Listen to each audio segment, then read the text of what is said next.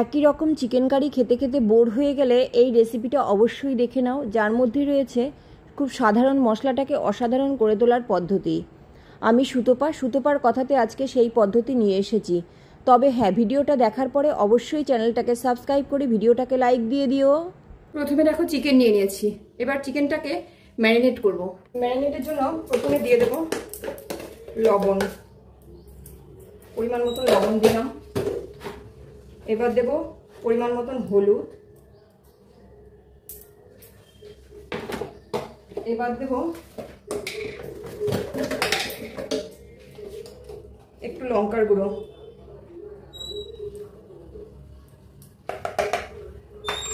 আর দেব একটা লেবু, গোটা একটাই দেবো আমি। এই যে হাফ দিলাম, আবার এই যে হাফ।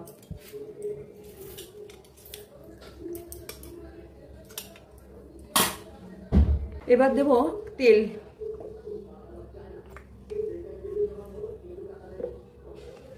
দিয়ে এইটুকু দিয়ে ভালো করেই মাখবো, আর কিছু দেবো না কিন্তু এই মুহূর্তে। একবার যদি করে খাও, গ্যারান্টি দিয়ে বলতে পারি অন্য সমস্ত চিকেনের রেসিপি ভুলে যাবে। এবার এটা এইভাবে ম্যারিনেট করে অন্তত আধা ঘন্টা রাখলে ভালো হয়।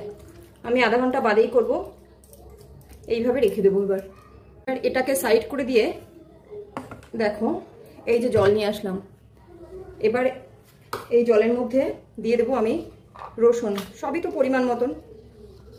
এটা একটা মশলা করছি, এই মশলাটাই হচ্ছে সিক্রেট মশলা, যেটার জন্য আমি বলছি যে গ্যারান্টি দিয়ে বলতে পারি ভুলে যাবে অন্য সমস্ত রেসিপি। আর আদা কিছু, যা পেঁয়াজ দেবো তার হাফ পেঁয়াজ, আর দিয়ে দেবো টমেটো।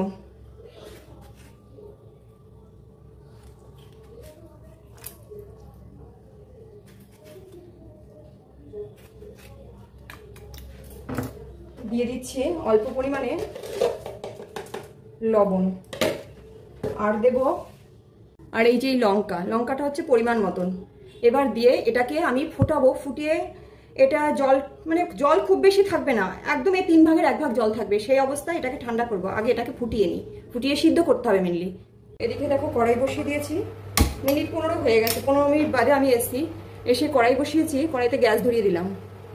চিকেনটা এখনো কিন্তু ওই অবস্থায় থাকবে, সেই জন্য আমি আর 15 মিনিটের কাজ আছে কিছুটা, সেইটুকুনি করতে করতে চিকেনটা মজে যাবে। আধা ঘন্টা বাদেই বসাবো।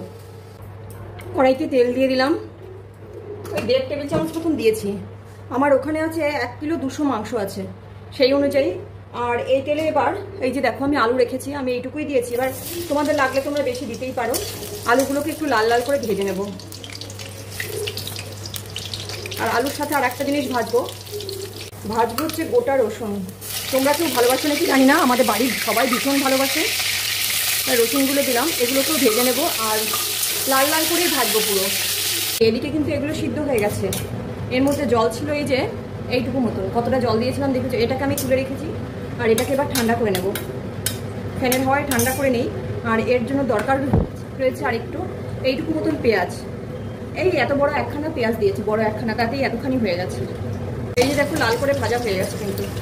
এবার এগুলোকে এই যে চিকেন রেখেছি, চিকেনের মধ্যেই সবটা দিয়ে দেবো। চিকেনের সাইডে দেবো আর কি, এক্ষুনি অন্য কিছুতে তুললেও হয়। তবে রসুন কাটা চিকেনের মধ্যেই দেবো, কারণ রসুন কাটা একটু সিদ্ধ বেশি দরকার। আলুটা অন্য কিছুতে তুললেও হয়ে যায়। এই যেরকম করে রাখলাম, সব মানে অন্য কিছুতে মাখাবো না বলে তাই। এইবার এর মধ্যে দেবো ওইটুকু তেলের মধ্যেই দেবো, এই যে কয়টুকু তেল রয়েছে, একটা তেজপাতা আর একটু গোটা জিরে। ব্যাস, এর মধ্যে দিয়ে দেবো এই যে পেঁয়াজটা। পেঁয়াজের মধ্যে অল্পই লবণ দেবো, লবণটা খুব বেশি দেবো না কিন্তু। সিদ্ধর মধ্যে লবণ দিয়েছি, চিকেনের মধ্যে লবণ দিয়েছি। এখানে পেঁয়াজ কিন্তু খুব বেশি লাগবে না, অল্পই লাগবে। মানে যে পেঁয়াজ দেবো তার 3 ভাগ সিদ্ধ করবো, 1 ভাগ এখানে দেবো। পেঁয়াজটাকে এবার লাল লাল করে ভাজবো। এদিকে পেঁয়াজটা ভাজা হতে হতে আমি কি করবো, এই যে মশলাগুলো সিদ্ধ করে রেখেছি সেইগুলো সমস্তটা মিক্সিতে দিয়ে দেবো। এই মিক্সিতে দিয়েছি, এখনো ঘোরাইনি, মানে মিক্সি এখনো পেস্ট করিনি। এদিকে পেঁয়াজটা হয়ে গেছে দেখো। পেঁয়াজটা হয়ে গেলে পেঁয়াজটাকে আমি তুলে নেব, অবশ্যই আলাদা রাখবো।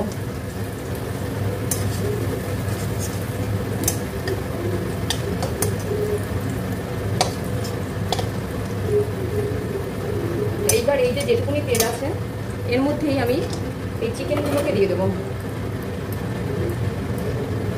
আলুগুলোকেও সরিয়ে দিলাম। প্রথমে চিকেনগুলোকে দিয়ে দেবো।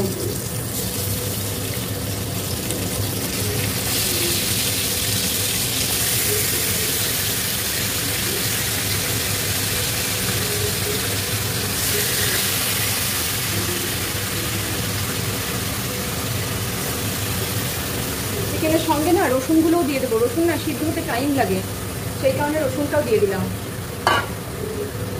চিকেনটা দেখবে সিদ্ধ হয়ে যাবে, রসুনটা হয় না, আর রসুন একটু সফট না হলে ভালো লাগবে না, সেই জন্য আমি একসঙ্গে দিয়ে দিলাম। এবার চিকেনগুলোকে একটু ভাজা ভাজা করবো, আর এই ফাঁকে আমি ওই পেস্ট করে নিয়ে আসি মশলাটা।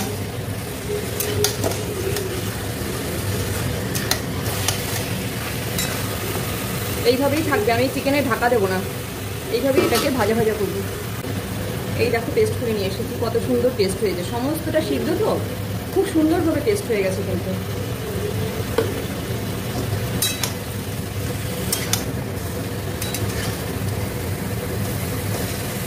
এটা একটু সময় লাগবে ভাজা ভাজা হতে, একটু সময় লাগবে।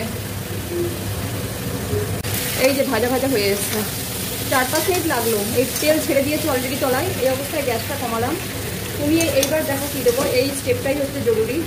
এই যে আলু, ভাজা পেঁয়াজ সব দিয়ে দিলাম। আর দেবো এই যে মশলাটা বেটে রেখেছি, সেই মশলাটা। গ্যাসটা কমিয়ে নিয়েছি কিন্তু আমি সমস্ত মশলাটা দিয়ে দিলাম। জার ধোয়া জল যেটা সিদ্ধ করে রেখেছি, সেই জলটা কিছুটা দিয়ে জারটা ধুয়ে আমি জলটা দিয়ে দিলাম। এইবার সব শুধু মেশাবো। গ্যাসটা বাড়িয়ে দিয়েছি, আর এই সময় দিয়ে দেবো এই যে সিদ্ধর যে জলটা রয়েছে সেই জলটাও। কারণ এই মশলাটা আবার ভালো করে কষা হবে, যেহেতু সিদ্ধ মশলা, মশলার ভেতরে কোনো জল থাকে না, খুব একটা থাকে না, সেই কারণে ওই জলটাকে আলাদা করে রেখে দেবো। এইবার ঢাকা দিয়ে এটাকে কষাবো। প্রথমে ভাজাটা কিন্তু ওই জন্য আমি খুলে ভাজলাম। এইবার একটু ঢাকা দেবো, ঢাকা দিয়ে কষা। এই কষাটা হতে কিন্তু খুব বেশিক্ষণ সময় লাগবে না, দেখবে, যেহেতু মাংসটার ওই মশলাটা যেহেতু সিদ্ধ হওয়া, খুব বেশিক্ষণ লাগবে না। এবার ঢাকা দিয়ে দেবো। একটু ঢাকা খুলছি, দেখবে খুব বেশিক্ষণ লাগে না সময়।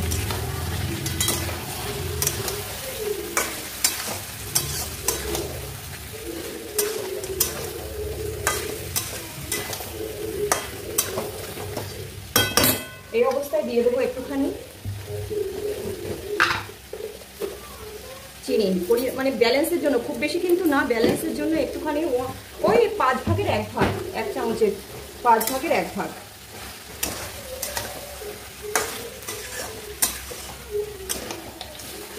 অলরেডি কিন্তু আমার এই মিনিট 2 হয়নি, তেল ছাড়া শুরু হয়ে গেছে। আর একবার ঢাকা দিয়ে দিই, হয়ে যাবে তাড়াতাড়ি।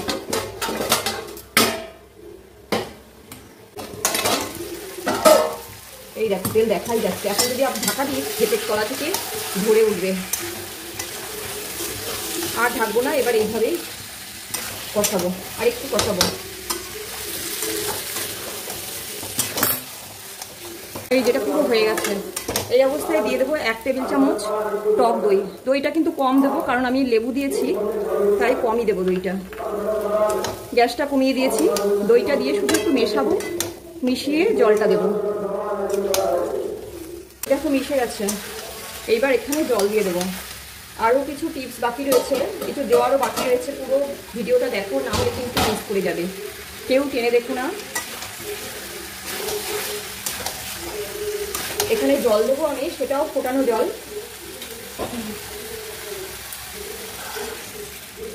জলের পরিমাণ যার যেমন লাগবে সেরকম দেবে, তবে একটুখানি ফুটলে ভালো হয়। চিকেন যেহেতু সিদ্ধ হতে হবে, একটু সিদ্ধ তো হয়েই যায়, চিকেনের তো আর কাঁচা থাকে না। এর যেমন কালার হয় তেমন খেতে হয়। এইবার পুরোটা একটু ভালো করে ফুটবে। আমি জলটা ফুটিয়ে রেখেছিলাম, জলটা একটু ঠান্ডা হয়ে গেছে, একটু সময় দিলেই ফুটে যাবে, 2 মিনিট সময় দিলেই। দেখেছো কালারটা কেমন এসছে?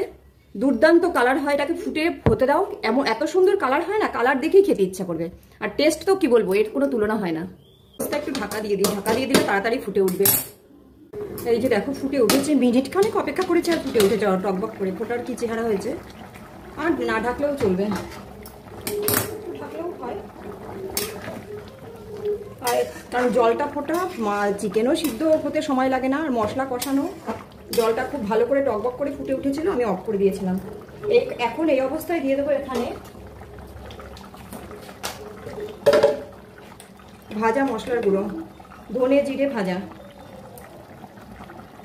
খুব বেশি লাগবে না কিন্তু এখানে মশলা, আমি ছোট 1 চা চামচ মতন দিয়েছি। আর দেবো একটুখানি গরম মশলার গুঁড়ো।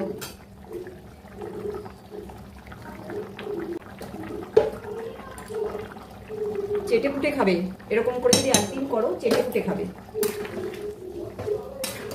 এইবার একটুখানি মিনিট 2 ফুটবে। আর একটা জিনিস দেবো, আর মিনিট 2 ফুটবে। 2 মিনিট হয়ে গেছে আমার, 2 মিনিট না হলেও আর ফুটতে হবে না। এই দেখো, দেখেই মনে হচ্ছে হয়ে গেছে। এই অবস্থায় দেবো ধনিয়া পাতা। ব্যাস, এটা কমপ্লিট। এবার নামিয়ে নেব। ধনিয়া পাতা দিয়ে কিন্তু আর গ্যাস বাড়িয়ে রাখবো না, আমি অলরেডি অফ করে দিলাম। এবার এটাকে নামিয়ে দেবো। ধনিয়া পাতার স্মেলটা এর মধ্যে বসতে দেবো। এবার নামিয়ে নেব। এই দেখো নামিয়ে নিয়েছি। অসাধারণ টেস্ট, কিন্তু অবশ্যই ট্রাই করবে। আর আমাকে কমেন্টস করতে ভুলো না রেসিপিটা কেমন হয়েছে। একটু অন্যরকম খেতে চাইলে একদিন একটু এরকম করতেই পারো, খুব একটা ঝামেলা না, ঝামেলা ছাড়াই। আর খুব তাড়াতাড়ি হয়ে যায়, যেহেতু মশলাগুলো সব সিদ্ধ করে নেওয়া, খুব তাড়াতাড়ি হয়ে যায়। আর কি, আজ এই অবধি থাক, দেখা হচ্ছে পরবর্তী রেসিপিতে। Tata, bye bye.